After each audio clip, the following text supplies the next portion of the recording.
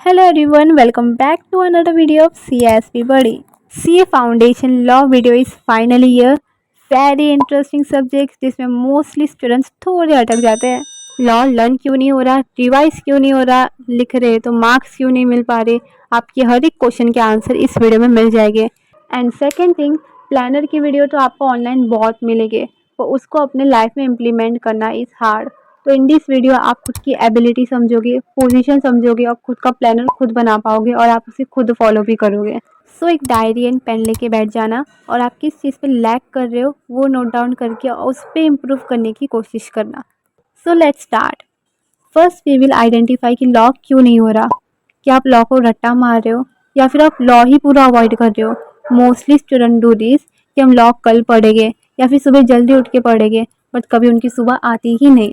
Mostly faculty do suggest कि theory subject सुबह उठ के करना चाहिए, फ्रेश माइंड होता है, but it's on to you. Because I was the person जो सुबह खाली प्रैक्टिकल सब्जेक्ट करती थी, बिकॉज थियोरी सुबह बिल्कुल नहीं होता था मेरे से।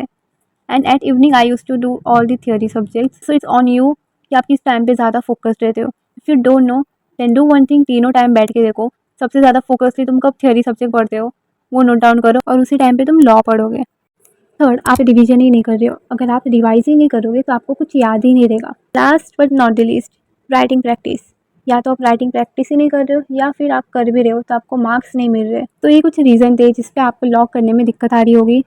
होप सो आपने अपनी प्रॉब्लम नोट डाउन कर ली होगी। Now let's start with its solution. So first of all, law को रटना बिल्कुल नहीं, उसको समझ के लेना है एंड खाली उसके कीवर्ड्स याद रखने हैं। तो यहाँ हम एक एग्जांपल ले लेते हैं। The agreement which is duly enforceable by law is contract. तो ये कॉन्ट्रैक्ट का डेफिनेशन है। अगर आप इसको ऐसा रीड करोगे तो शायद आपको समझेगा नहीं, आपको समझ के लेना है। इधर लिखा गया है कि एग्रीमेंट जो भी लीगल ऑब्लिगेशन से जुड़ जाता है। यहाँ पर हम लोग लीगल टर्म की बात करें, ना कि इलीगल।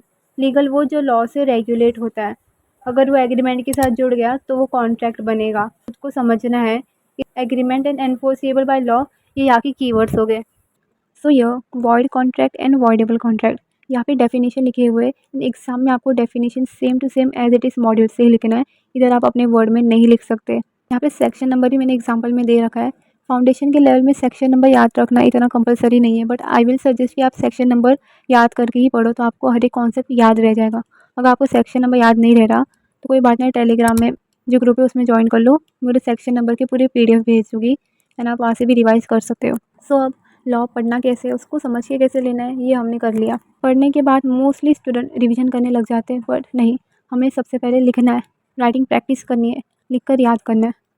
लॉ में दो तरीके के क्वेश्चन पूछे जाते हैं, एक direct theory based and second case study based. तो थ्योरी तो हम लोग को नॉर्मली लिखना है, जैसे हम लोग हमेशा से लिखते आ रहे हैं, और केस स्टडी लिखने के लिए पूरा एक फॉर्मेट है। अगर केस स्टडी 6 to 7 मार्क्स का आएगा, जो सबसे हाईएस्ट मार्क्स के रहते हैं, वो आपको बड़ा लिखना है। तो फिर सबसे पहले provision, then fact of the case, और आप एनालिसिस भी लिख सकते हो, and then conclusion. So 6 to 7 marks के क्वेश्चन में एक रेफरेंस केस स्टडी से जुड़ा हुआ कोई केस स्टडी हो तो आप वो भी मेंशन कर सकते हो। नेक्स्ट 3 to 4 मार्क्स के इसमें आपको again provision, fact of the case और analysis of the case, and last conclusion. Mostly लोग कहते हैं कि 3 मार्क्स के इसमें फैक्ट ऑफ द केस नहीं लिखना रहता है, बट नो, आपको लिखना है। बिकॉज Jan 26 एंड September 26 के जब मैंने आंसर पेपर्स देखे थे, इवन तो दोनों स्टूडेंट्स का प्रोविजन एंड कंक्लूजन राइट था, स्टिल किसी को फुल मार्क्स मिले थे तो किसी के हाफ मार्क्स या तो पूरे 1 मार्क्स कटे हुए थे। सो हमें रिस्क नहीं लेना है। वैसे भी fact of the case summary होता है क्वेश्चन का, आप लिख के आओगे।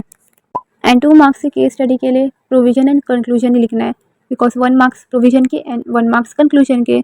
एक टॉपर का पेपर है, यहाँ पे 7 मार्क्स का क्वेश्चन पूछा था एंड उसको उसमें से 6 मिला है। तो first of all provision, then analysis that is fact of the case, and उसके बाद कंक्लूजन। उसने वही फॉर्मेट अपनाया है। यहाँ पर उसने प्रोविजन पूरे एक पेज का लिखा हुआ है, because as I said 6 to 7 marks इसमें आपको बड़ा लिखना रहता है। एंड आंसर शीट वैसे भी आपकी छोटी रहती है, तो आप प्रोविजन एक पेज का आराम से लिख पाओगे। एंड अगर आप इधर ध्यान से देखोगे तो प्रोविजन उसमें राइट लिखा है। अगर आपको प्रोविजन आता है तो ही लिखो, गलत लिखना नहीं है, वरना आपके मार्क्स और ज़्यादा कटेंगे।